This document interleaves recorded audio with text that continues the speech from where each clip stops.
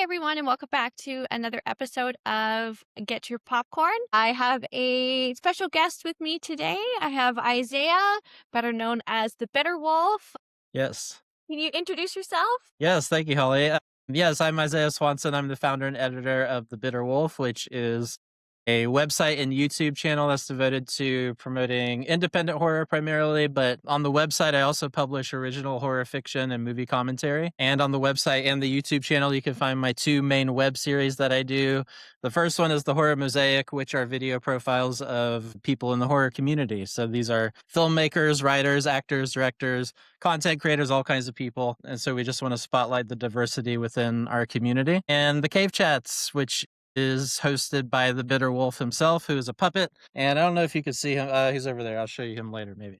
But and Holly has been a guest on this, so we'll see her episode later. And it's basically just the puppet talking and jabbering away while the guest does their best to talk about what they do. And so anyway, that's kind of what I do over there at the Bitter Wolf. And I also have a column that I do every other month with horrorfam.com called Izzy's Eerie Indies, where I write in my human voice and profile a different filmmaker in each one of those. So that's what I do. Thank you so much for coming on. I wore the Gateway to Horror Movie Yes. fan shirt today because there's Zombie Island. no horror movie lover that didn't start out of Scooby-Doo. I think my daughter's going to be a big horror movie fan. Oh, good. Because we were watching Scooby-Doo, and she's like this. You know, we're not watching it on the video podcast. She's like covering her eyes but peeking through it. Yes, that's the sign. I said, "Are you scared?" And she's like, "Yes." And I said, "Do you want me to turn it off?" And she like turned to me. She's like, "No, I No. love it." That's great. Yes, the PK. It's like you don't want to see, but you have to. Yeah, so a horror fan was born. I'm like, I can't wait till you're old enough for Dracula. That's awesome. I love that. What got you into film in the first place? And then more specifically, when did you become like a horror movie fan? Yeah, well, I don't even remember where my love of film began. It's been there since the day I was born, I believe, because both my parents are big movie nerds. They love the movies. Every Friday night for many, many years, we would gather as a family and have a double feature of movies together. And many times it would be horror. You know, my parents have always resisted the idea that they were horror fans until I started doing this Horror Mosaic project. And then they realized that like over half the movies they showed us growing up were horror movies. You know, the Universal monster movies were big for us. Lots of 80s movies like John Carpenter, The Thing. I remember we watched that as a family and got a big kick out of it. Misery was a big one too that we bonded over. So the love of it goes way back. My very first memory of watching a horror movie was the first time I traveled out west and we got a hotel room, and I remember I didn't watch the movie, I don't think, because I was traumatized by this moment in it, which was 1935 Werewolf of London, the very first time we ever see a werewolf in a feature film. I just happened to we're switching through the channels and we happened to be watching it at this part where you see him for the first time peeking over the edge of these rocks. And it just like shook me to my core. And I was so terrified. I couldn't look at wolves for a very long time. The Michael Jackson music thriller music video, I couldn't watch it, all kinds of stuff. So there you go. I love it. There's always something that there is like that first core like trauma moment of horror movies, I think for most kids when you like see that first one. For me it's like Yes. For me it's for sure Jaws was like the first I'd say like not real horror movie, but the first like R horror movie Yes. I watched. Yes. Because I had seen Dracula and like I'd seen all the original Universal monsters, mostly the Abbott and Costello stuff, because that's like easier for kids to like digest. Because my dad was like really trying to get me to like these things. Right.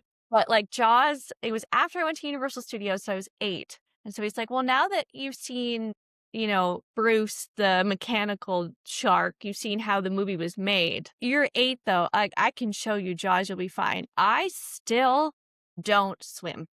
Yes, because of Jaws? I'm so afraid. Like, I can't do it. I can a little bit, but the second there's like I'm not touching the bottom, I'm good. The last time I like tried to be like jumping off a boat like into a lake, like not even the ocean, like I had like a full panic attack. I'm like, It's too soon, Dad. Jaws is an amazing one too, because like I grew up going down taking family vacations to the beach, and I remember watching Jaws in some of those rental condos that we have, looking overlooking the beach, and it was just like it was that thing of your daughter talking like that or Yeah. looking at watching the movie like that, and I felt like, ooh, I want to go out to the ocean at night. Like that was my thought for some reason. But as you're saying this, I've thought to myself, I haven't actually gone into the ocean very much since I watched Jaws. I haven't like consciously thought about it, but I think you might be right. That might be why. I did. I think it just traumatized, like, a whole generation of people that were, like, whose parents showed it to them, like, slightly too early.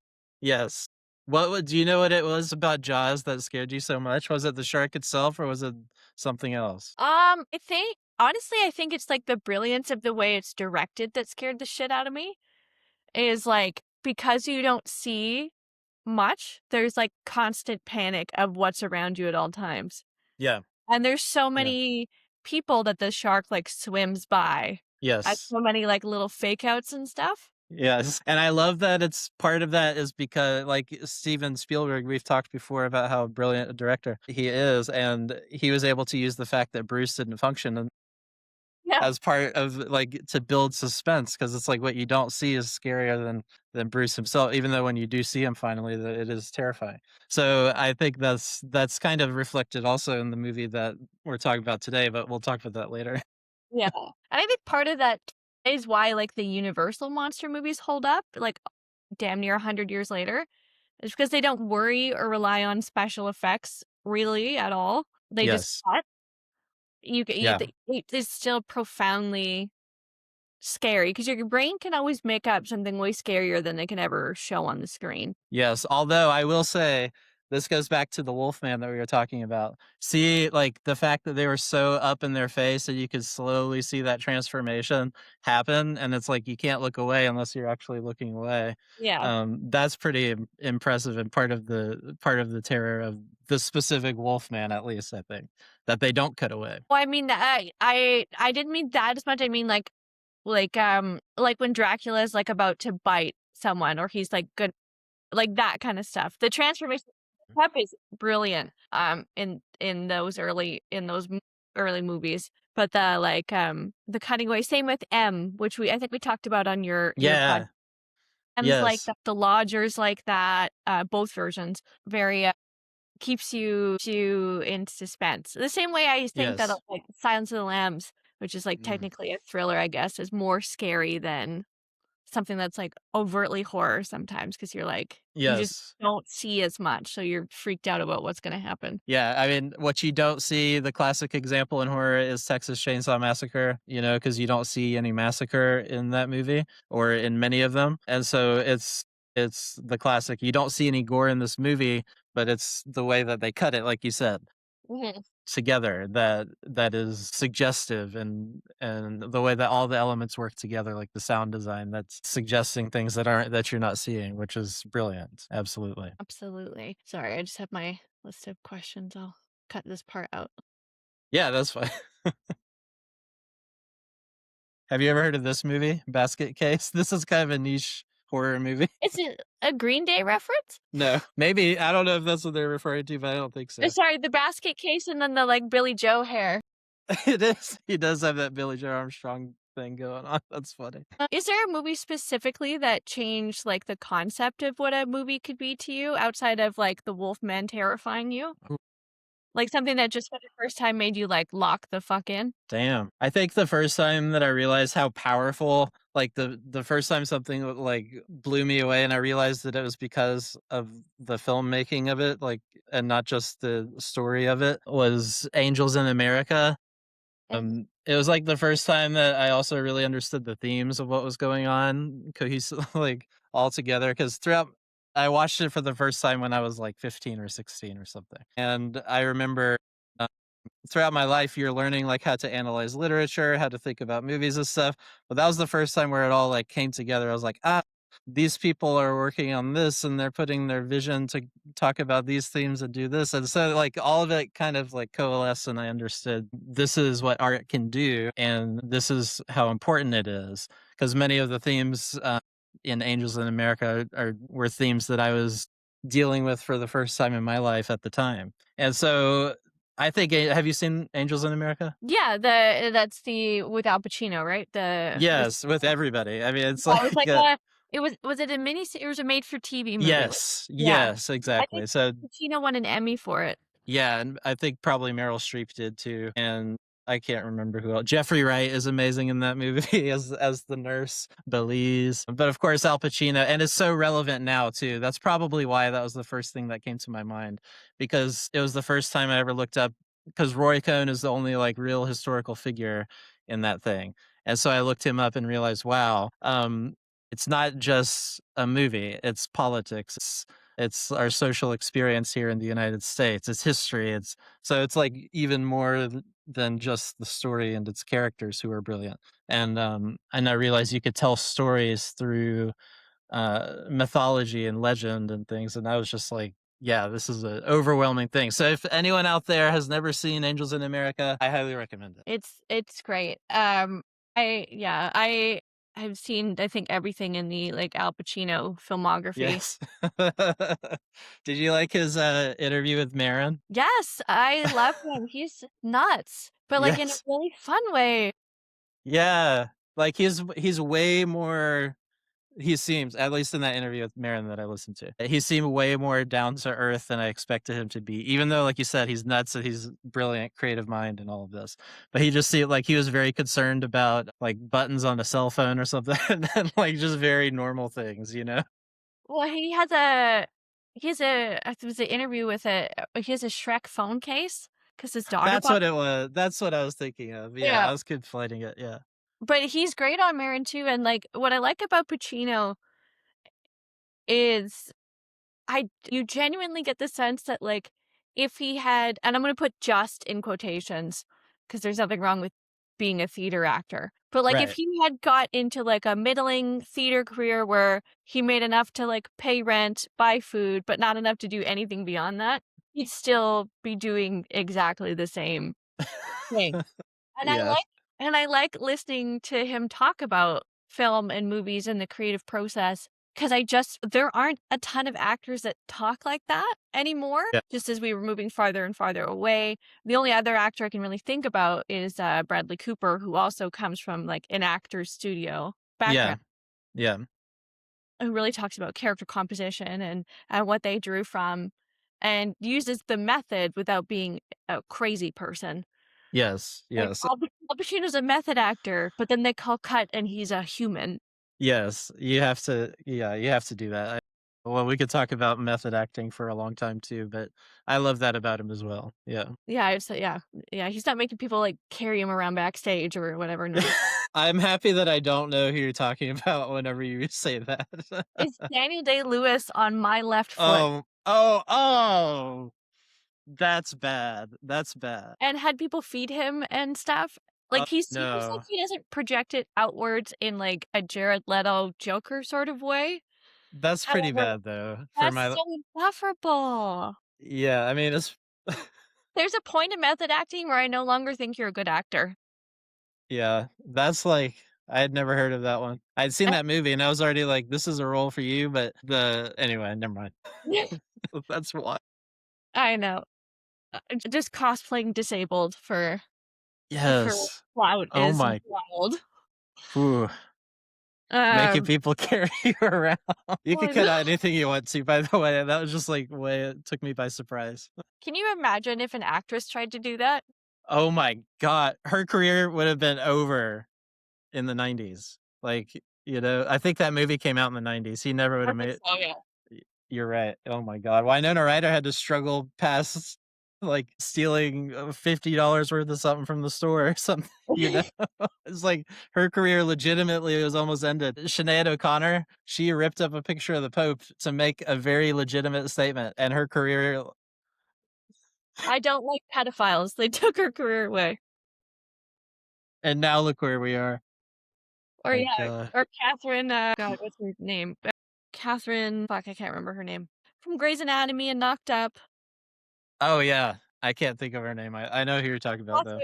Catherine Heigl Yes, thank you. Yeah. said the knocked up characters are ripped and kind of sexist, where the guys are fun and normal, and the women are all crazy because they want to be responsible. Her Right. crush died. Accurately assessed the script. I mean, we laugh because it's just so absurd, you know? Yeah, It's so crazy. It's crazy out there, folks. absolutely. Well, before we jump into our movie, I'm going to ask you the questionnaire that I ask all the guests that come on here. It's from Inside the Actor Studio. James Lipton got it from his hero, Bernard Pivot. So, Isaiah, what's your favorite? Yes. My favorite word? God. That you know what's funny about that question is that I can immediately think of, like, the bitter wolf's favorite word, but I have no idea when you ask me about myself. Well, you can use his stuff too if you'd like. Well, it's not even a word. He has a favorite phrase, which is, "What's that?" That just seems to be the thing that comes out of his mouth the most. And so maybe that's a good representative of my favorite, phrase in life because 'cause I'm very curious about everything, and I wanna know, like, whenever I do something, I wanna know everything about it and then just, like, master it as much as I can. And so maybe what's which is not a word. We'll go 2 words. What's your least favorite word? See, I've been programmed by the algorithm because the very first thing was moist, and Oh, I don't know if I actually don't like that word because I do like it because what it does is it gives you a visceral reaction. That's what horror does for you, yeah. and we're seeking out those kinda unpleasant experiences as horror fans. So maybe moist is my favorite word. I don't least favorite word, I'd have to think about that.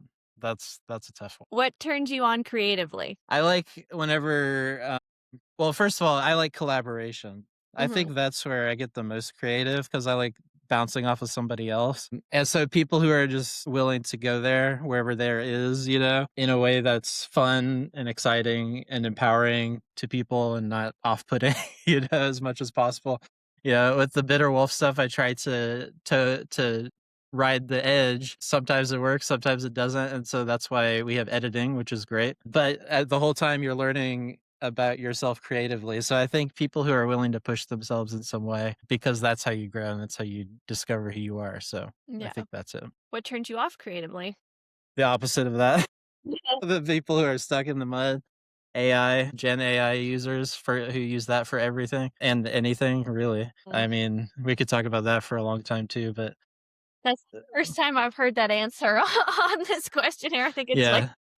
I almost didn't say it just because to me it's like inherent.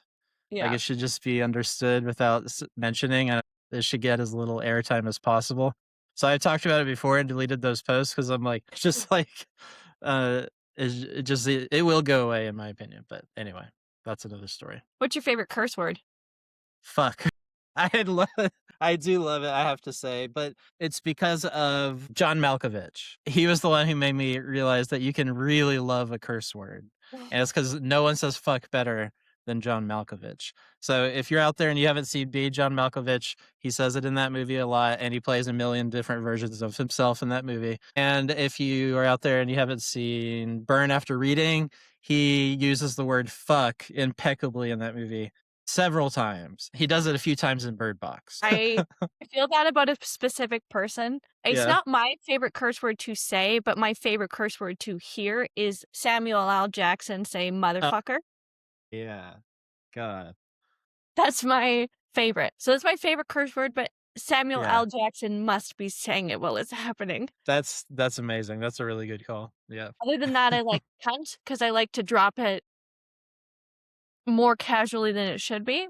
Yes. It's fun and very unexpected. Okay. Can you think of an actor or someone who does it very well? I like the way that British people just, like, pepper it into conversation. I can't think Yeah, of that's anybody nice. specifically. That is nice. It does sound better when it's not in an American voice. Oh, I can't remember her name. She plays, Professor Sprout in Harry Potter. Oh, yeah. She's great. What's her Miriam name? something, I'll look her up. Miriam Margot. I can't pronounce her last name. Hang on, I'll look it up. She's hilarious. Miriam Margolyes. Yeah, She's doing an interview and she says, "I'm a fat old cunt and I've only got about 5 years left." she's amazing. I love her. That's my favorite way somebody says it. That was good. That was good. Oh, I watched a movie. Oh, I watched a horror movie that she was in. I didn't know she was in it. It was called like Bring Mama Back from the Dead or something. I can't remember, but she was Mama, and they killed her, and then they brought her back, so she's a zombie in this whole movie, but she gets, like, superhuman strength as a zombie, and so she goes at, like, throwing people through windows and stuff. It's really funny. I love her. What sound or noise do you love? The very first thing that came to mind is how I'm gonna answer this every time. So, the sound of Judy, my dog, doing anything, whether it's barking, whether it's doing her chirping, whether it's growling under her breath, whether it's dreaming and getting little hiccups or whatever. So that's my answer. Aw. What sound or noise do you hate? Like, cause I spend a lot of time, like, out in the wilderness by myself. The sound of cars really bugs me. It's like you get used to it, and so, when I go into the city, it's just really overwhelming, you know? So, there you go. That's fair. What profession other than your own would you like to attempt? Chef. Stressful. Yeah. Yeah, it is. But I think it's 'cause, like, I seek out things that sound really challenging or Mhm. but, like, super rewarding in some creative way, you know? And being a chef is super creative, but Yeah, also extremely technical in ways that, like, I feel like I can cook on a very basic level to sustain my life and everything and make some things that taste good, but I have no idea how they do what they do. So I would love to do that because food makes people happy. totally. What profession would you not like to attempt? Something something to do something to do with shit, I guess, and puke or stuff like that. That's the stuff that kinda grosses me out in horror movies. So I Not a think body horror that's guy? well, no, no, no, no. I really am a body horror guy, to be honest with you, but, it's, because it grosses me out. Yeah. So I do seek it out in movies. I don't seek it out in my job. Yeah. If heaven exists, what would you like to hear God say when you arrive at the pearly gates? I can't say my gut reaction on that one. I feel like you Um, can. well, I could it's kind of in line with, like, we were talking about Jeffrey Wright in Angels in America, Yeah. and his character Belize is a gay black nurse, and there's an amazing monologue that Belize gives in Angels in America when Roy Cohn is dying of AIDS, I mean, liver cancer, but actually AIDS, and, he's stumbling along in one of his rather unlucid states. You know, he's real leathery. He could barely walk. He could barely talk. He meets Belize in the hallway and they talk about heaven because Roy realizes he's going to die soon. And he asks Belize, what is heaven like? And Belize gives this monologue about, you know, the beauty of heaven and things like that. And he says that it's full of mulattoes, it's full of Creoles, it's full of queer people. And then he looks at Roy and he says, and you ain't there, you know? So I guess what I hope whenever if heaven was real, if I got there, I hope that he'd say, "You wait, let me get to the asshole behind you," and it gets someone like Roy Cohn and says, "Go to hell." So I get to see that happen. So we finally get some justice in this world. I don't care what they say to me if they're gonna welcome me in. That's fine. Yeah, when people, like, describe what you need to do and be to get into heaven and all the people that, like, really subscribe to that, I'm like, "Pass." Yeah, like, I don't wanna go to heaven, that's the first see, this is the first thing, is, like, ever since I was a kid, because I was raised in a Lutheran church, but Okay. I was sent to an extremist, fundamentalist cult Baptist Southern Baptist school, and Oh, so those 2 worlds collided, and, I was always like I was always thinking to myself, even though my church was the complete opposite of that, and it felt much more peaceful than that, I still was like, "I don't wanna go to heaven." This just sounds boring. It sounds boring, and my parents would always say, "When we die and go to heaven, we're not gonna be just us as a family anymore. It's gonna be all of us in one family." And I was like, "I don't want that. I want my family." So I was like, "I don't wanna be families with them. They suck." You know, like, they're going to heaven? You know, so all none of that ever made sense. I didn't wanna go to heaven. yeah, I I don't don't want necessarily wanna go to the Christian version of hell either. yeah, no, I hope it's just, like, drifting off into some sort of peaceful nothingness. Yes, yes. Yeah, no, it's like, and my god, if Becky who lectured me about what it meant to be a good Christian is in heaven, I do not wanna go. No, no, I those am people aren't spending there anyway, eternity with god. that bitch. If that was a real place, like, 90% of the people who think they're going there ain't going there, that's all I have to say. Yeah. So we'll get to our movie now, One Cut of the Dead. Why and you picked this film because Yes. you looked through my letterbox and, um I am a horror fan, but I am a very specific horror. It's mostly like gothic horror or like Yes. author specific horror, anything that I can romanticize horror. So that's a very Yes. subset of genre, the like romance Yes. goth horror. So why did you pick this film? Because you looked at my letterbox and went, no thanks. Yes. Well, I was like, we're gonna really push it out of the horror experience that you've had so far. And I was like, I also want to do an indie thing because that's kind of the Bitter Wolf's part of the purpose of the whole Bitter Wolf stuff that I do. And it's also the stuff that I want to talk about because in the horror community, you and in every community, I guess, you hear about a lot of the same movies over and over again, which is nice because you get to hear people's unique take on it. And a lot of movies are going to warrant rewatching and multiple takes and hearing people's perspective. But I also want to highlight movies that don't get talked about that much, or creators that would never get talked about at all. You know, Cut of the Dead is gaining more popularity in the horror world, which is great. But I also think that it's a movie about filmmaking, and that's why I wanted to bring it here because I think it's a cool way to bridge horror and filmmaking in general and in indie presentation. So that's why I picked it. Yeah, it was, I didn't know what to expect. Full transparency, I finished watching it this morning. Yes. 'Cause I wanted it to be very kind of fresh in my head when we discussed it. It was, and I know it's found footage, which I didn't know going in because I literally was like, "One Cut of the Dead, okay, it's a Japanese film, that's all I got." Um, Yes. 'Cause you told me not to look anything up, but just go with it. So I did that. The shaky cam. I was like, "Oh, very similar to Blair Witch," where I was like, "I wanna watch, but I feel so nauseous." Yeah, I mean the interesting thing about it, of course, is that the first 37 minutes of it is the found footage element, and then it does the switch that we'll talk about later. But yeah, that's definitely part of it. Yeah, and, just for a little background for everybody, this film, was, shot with a, $25,000 budget and ended up making, uh, $31 million worldwide, which is just an insane Insane. success, Yeah. which I didn't know it holds 100% on, Rotten Tomatoes, which is crazy. Ebert.com gave it 2.5 stars out of 4. What would you give it on, like, what's it on your letterbox rating? I I didn't look to see what it was on my letterbox rating. I would give it I would probably do 4 Mhm. myself. Let me see what I put. It was a long time since I last rated it, and I didn't rate it this time. Ooh, I gave it 5 stars on Letterboxd. Let me see. Yep. That was the when I first watched it, which was, back in 2023. Yeah, 3 I years give ago. it 3.5, but it comes down to, like, my, like, baseline of, like, I like a movie is 3. So if I like something and I think it's good, it's a 3, and then it goes up from there, and a lot of that mostly has to do with, like, genre bias, preference, and, like, more of that, like, what hits home for me stuff, Yes.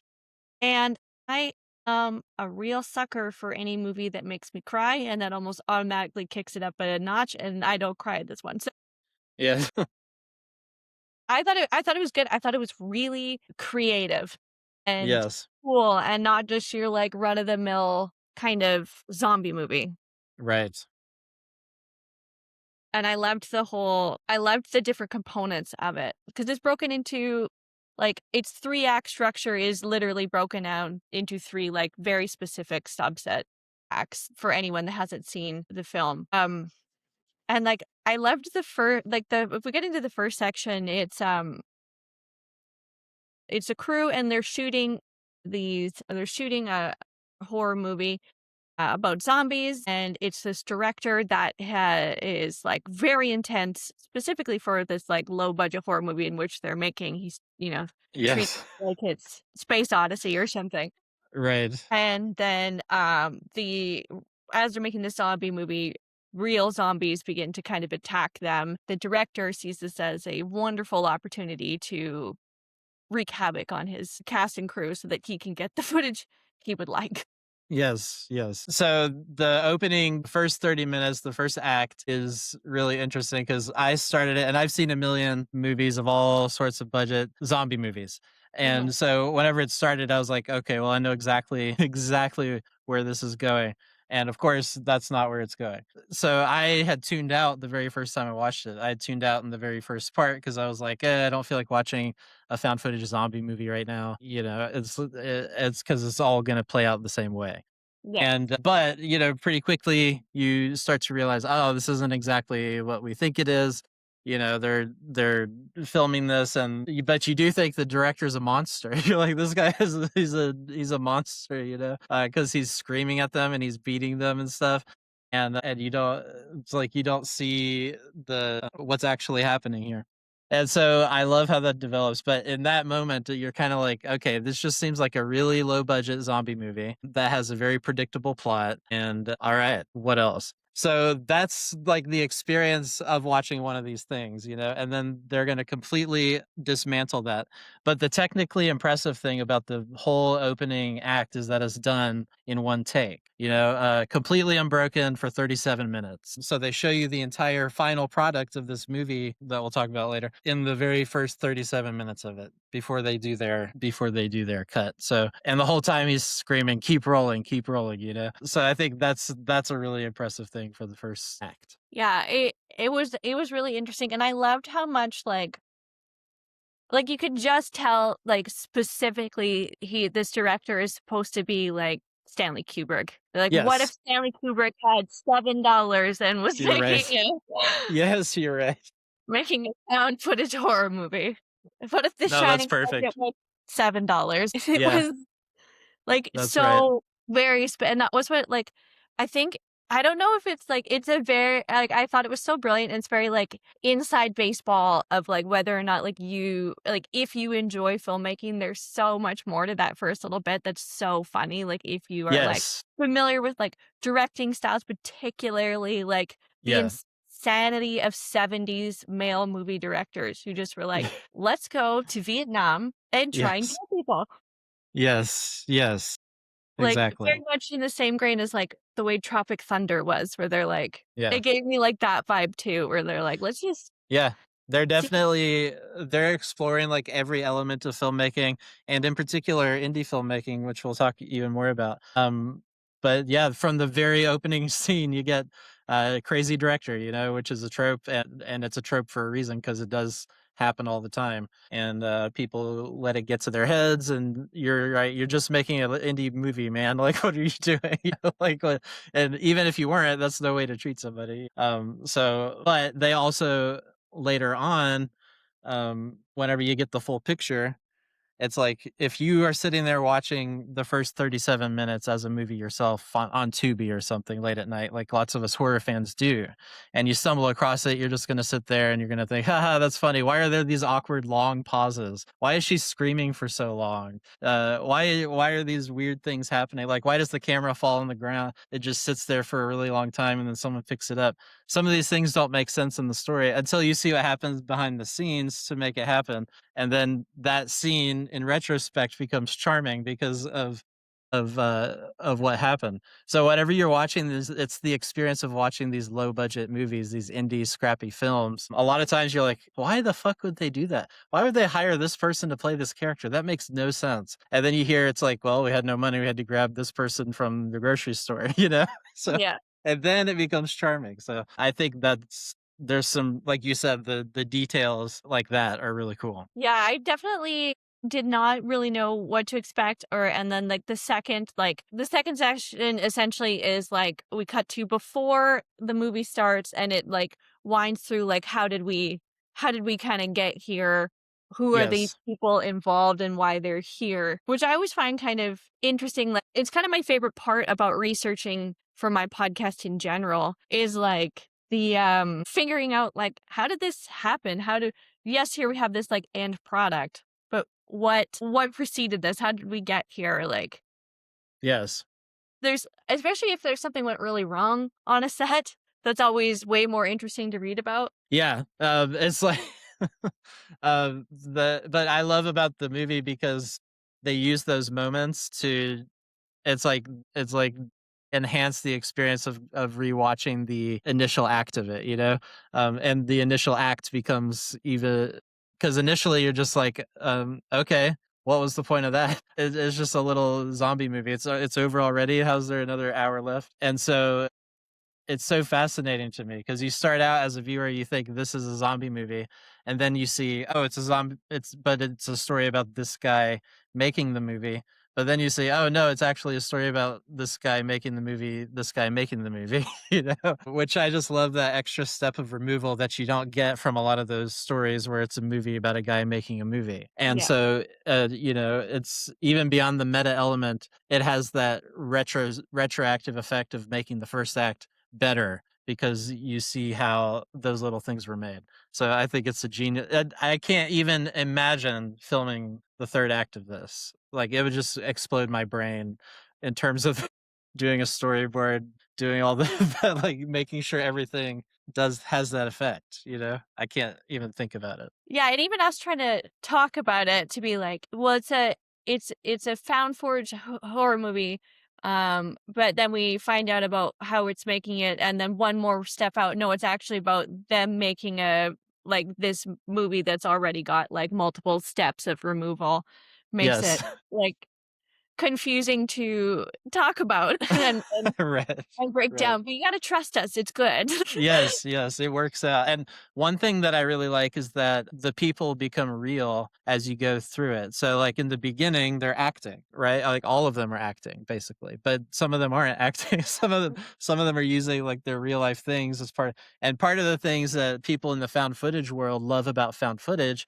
is that they will use real world things in their movies. Like, I know Mhm. I'm good friends with a filmmaker who used the fact that he, was getting new teeth because he was just like, "I need new teeth. I have really bad teeth." And so, he reverse engineered this movie where, in the beginning of the movie, he has really nice teeth, and the end of the movie, he has really bad teeth. He filmed those scenes first, but he used that experience in his life to tell this story. There's another time where, he was, like, looking for he needed like, a police shot in the background, and so he just happened to see some police over there do some investigation over at the grocery store. So he drove over there real fast and filmed himself talking and doing his bit in front of that for the movie. So it's like how these things, like the guy who's allergic to water in One Cut of the Dead. In the beginning of the movie you see him crawling around in the background. You're like, he's turning into a zombie. Like, duh. What are you doing? Go kill him. And then you realize, oh no, he's shitting his pants or something.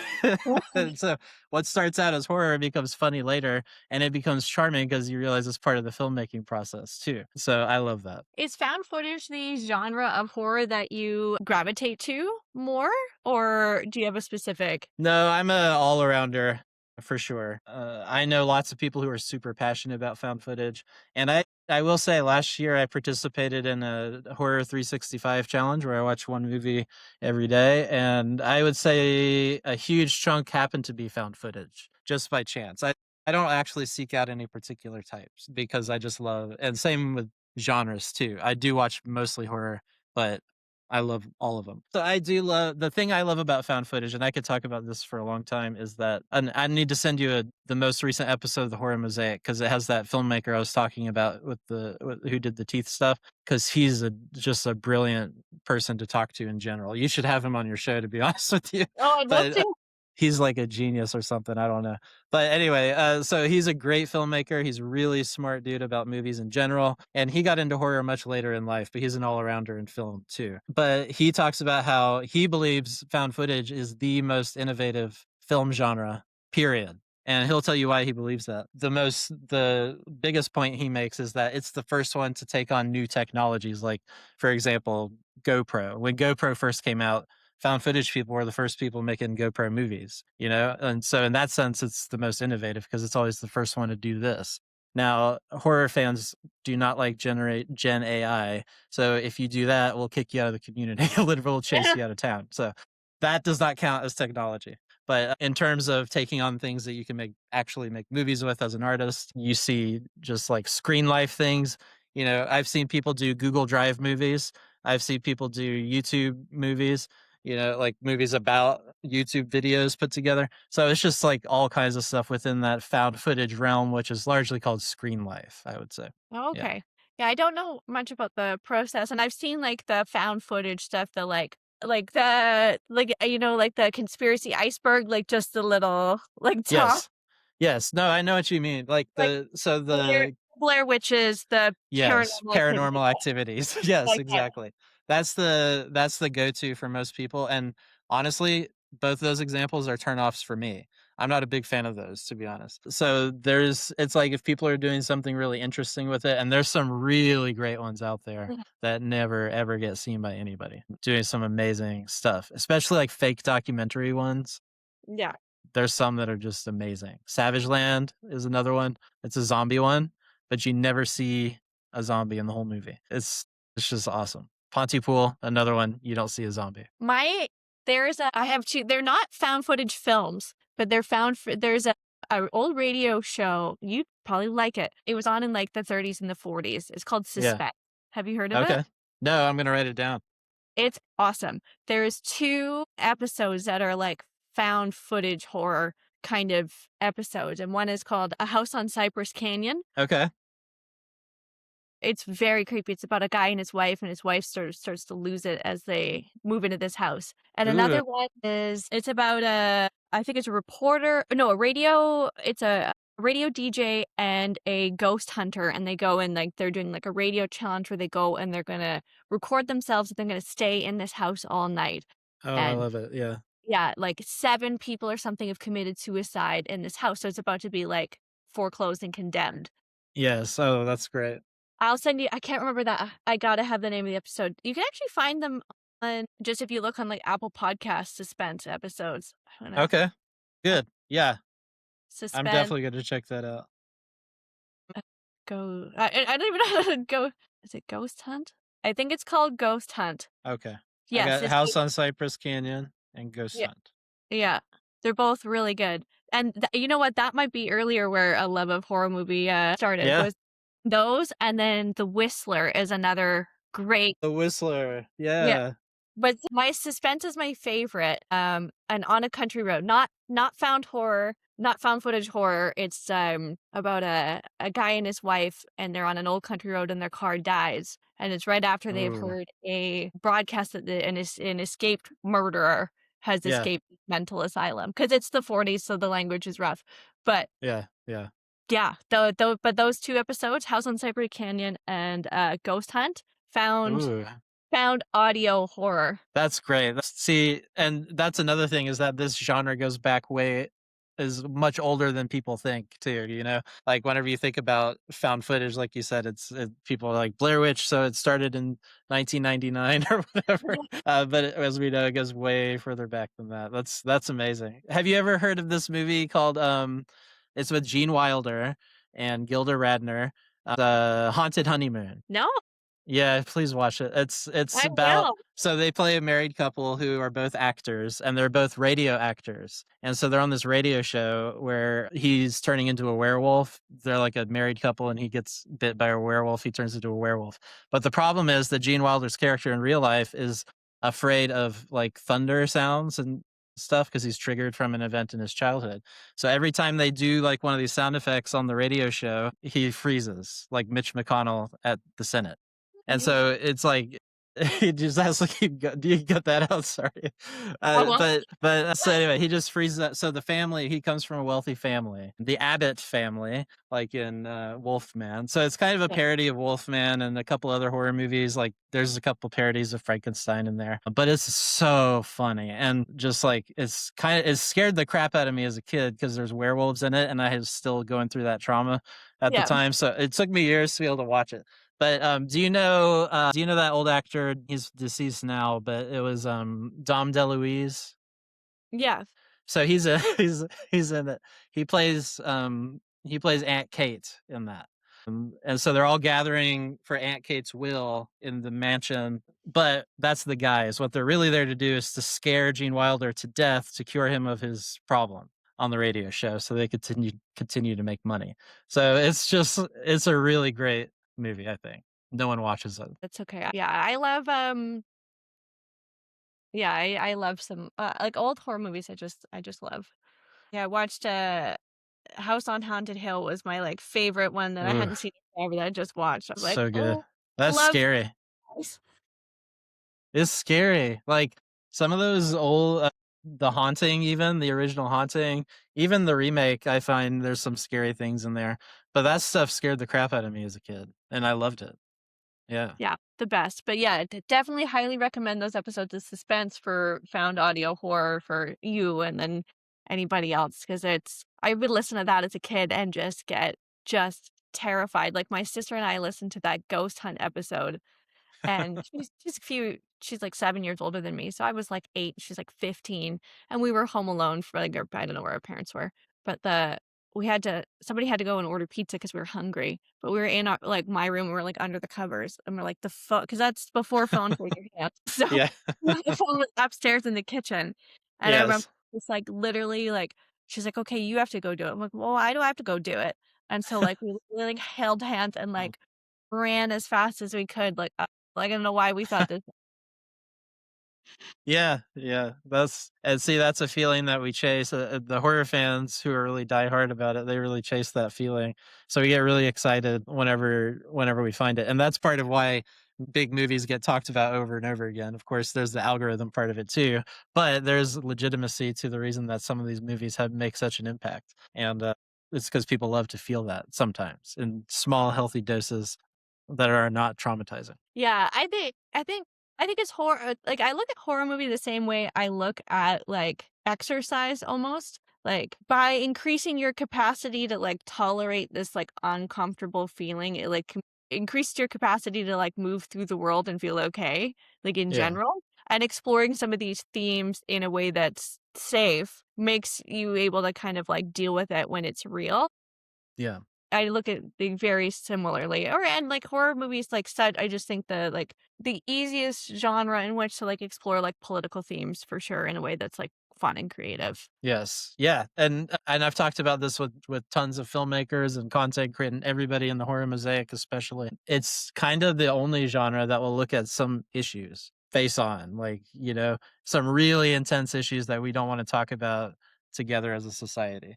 There's some movies that will go there in certain ways, but I think it's much more common to see it happen in the horror genre and to really make you face it, because and there's a discussion to be had about, like, what pushes the line of how to explore that and what should art talk about and things. But, yeah, that's one of the reasons I love it too. Because one I talked about the way that I grew up in those competing environments Mhm. and those extremists, they really want you to not talk about those things, right? Because they perpetuate those things, they want those to continue.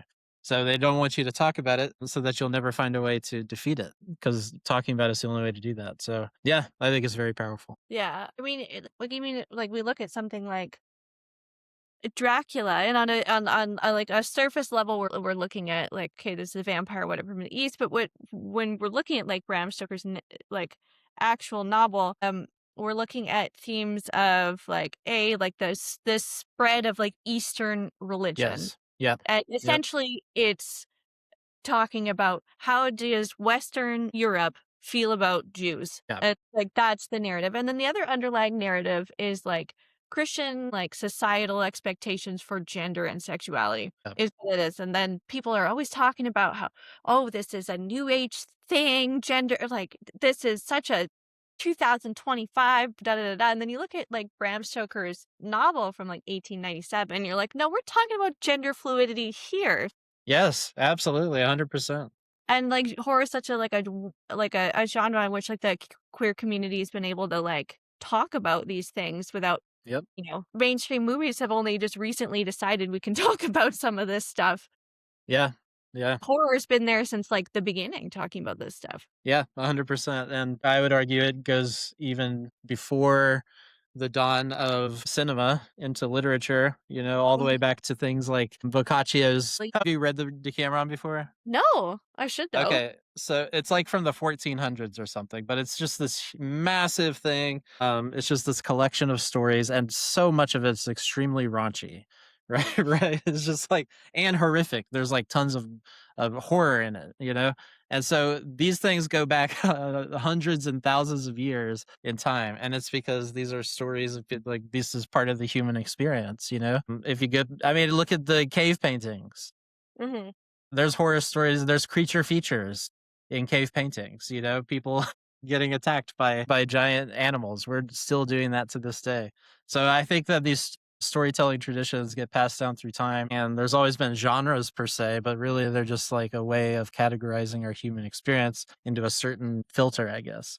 That's why I think that people love this guy back here so much, because it's a way to connect with our most primal selves. We don't know exactly what it is, but we could tell stories about it and pass that down through the generations. So there you go. That's my rant about storytelling and Bigfoot. I love it. So before we wrap stuff up, why would you specifically recommend One Cut of the Dead for anybody to watch? Yes. So I think if you need to step outside of the English language tradition, which everyone ought to, because there's so much in the world beyond English language film. I think this is a pretty accessible way to do it. The way that we talked about it makes it sound like more of a mind fuck than it actually is. I think it's pretty easy to follow once you figure out what's happening, and it's fun. It's not, I wouldn't say, a lot of people don't even call this a zombie movie. I say it's barely a zombie movie because there's not, anyway. But so I think it's interesting too if you're not used to watching movies that don't have a truly it does have a three-act structure, but it's not like traditionally linear narrative. So Mhm. that's interesting for people who haven't seen that sort of thing before. But also, just like if you like movies that are about movies, this is really one of them. This is about scrappy indie filmmaking in particular, and the joy of coming together to make something, which I think is exemplified in the very final shot of this movie. People literally put their bodies on the line to make movies. And sometimes, even like with documentaries, sometimes that happens in a very real way. Even with non-documentaries, that happens in a very real way. So I think it could be a very powerful movie once you start thinking about it in terms of the filmmaking lens, especially. But yeah, check it out. And but before we go, I will link everything of yours down in the show notes below. But where can everybody find you and follow you and support you? Where are you on Yes. social media? Well, I'm in the desert right now, so you can find me there. You don't follow me though. I'm kidding. So www.realbitterwolf.com is my main website, and that's where you can find all of my projects, from the horror fiction that I publish to movie commentary. And I also publish the Horror Mosaic project on there, and Cave Chat episodes are on there, as well as future movie projects that I'm working on right now. We're going to be announcing one of those in 2 weeks. So you could follow Bitterwolf on Instagram. You could follow us on Blue Sky and YouTube. Yes. Anything I left out? I can't I'll link it all below. remember. Well, Yeah, thank you so thanks. much for coming on. Make sure everybody go check out the Bitter Wolf and all of his things for Mosaic and all that stuff. I have to have you back on to deep dive another horror movie. Yes, or even not horror movies. I love just any movie is fine. Any movie, or definitely. I made you watch a horror movie, so you make me watch. Or the thing is, I have to pick, right? Well, I kind of do it either way. It depends. I have like a running list of things that are like I am going to do on the podcast Okay. eventually. Okay, so we could do one of those. People can either pick from that or pick their own thing. It just depends. Like I've had a couple of guests pick from the list I had. Like that's how I had Emma of the Impact. She did Scooby Doo. She picked from my list, and Oh, then that's all. I love Emma. and she's amazing. KT from Movie Runtime. She picked my list because I was Sinners, and Oh then my yeah. friend. But actually, I think it's all the women that are just picking from my list. Okay, I'll break the tradition. I'll pick from your list. Okay. Perfect. So I've got that because I did a summer of Spielberg last year, so she picked Catch Me If You Can. This summer will Uh, be some Scorsese, but what it's a number. Ooh, yeah. I just watched Scorsese I'd never seen before, which was The Big Shave. Have you heard of that or seen it? Think so. The So big it's like it's 5 minutes long. It's like a short film he did when he was really young. I don't know if it's his first, like one of his first student films or something, but I don't know if you'd classify it as, it is body horror. We'll put it that way. Yeah, it says 1960. I just looked it up. 1967 6-minute body horror short directed by Martin Yeah, Scorsese. yeah, it is body horror. Yeah. Okay. You should watch. Hey, don't shoot the messenger. That's I all I have know. to I say. just sorry. It showed the little picture. I'm like, Oh, you oh, already, yeah, it's hard. I I'm have to not. say, it's I'm not a like, body horror gal. yeah, I have to say, as like that stuff gets to me, as I said before, this was pretty hard to watch. I had to sit there like this. I can like feel it like in my like hand. Yes, yeah. There's some things that even now I have to, you Yeah. know. You're like, "I'm a grown up, I'm a grown up, I'm a grown up. This isn't real." Right? Exactly. Yeah, no, I like a little mythology in my horror movies, body horror of, like, Ooh, substance, it's but the substance, like, food-related horror, I was like, the no, the shrimp was the grossest part of that movie. "Oh, the shrimp," or when she's, like, cooking that big meal, also just, like I forgot about that. Yeah, I need to watch that again. I only saw it one time when it first came out. I liked it. I'm still not a big Demi Moore kinda gal. I was Yeah. watching it and I was like, "Fuck, this would be better with Michelle Pfeiffer." Oh, shit. That's good. That's really good. I That's a liked it, but I was like, "Nah, I would have passed this different." I mean, I understand why she didn't get the Oscar that year. Mikey Madison was amazing. Sean Baker, I mean, shout out to independent directors. Yeah, exactly. Like there's been a lot of really good stuff for independent filmmakers like Sinners. The I mean independent being like the deal that he struck to keep ownership over things going forward. Because whenever you say independent, you have to like really clarify what aspect of it you're talking about because it's such a big umbrella, you know. Yeah. So usually when I talk about it, I'm talking about super low budget people, but that's also an aspect of it. So anyway, Alright. yeah, Well, sorry. it's all good. It's all good. I'll let you go, but thank you so much for coming on. I Yes, appreciate thank you. it. It And was great. everybody, please, please make sure to go and follow all the links below.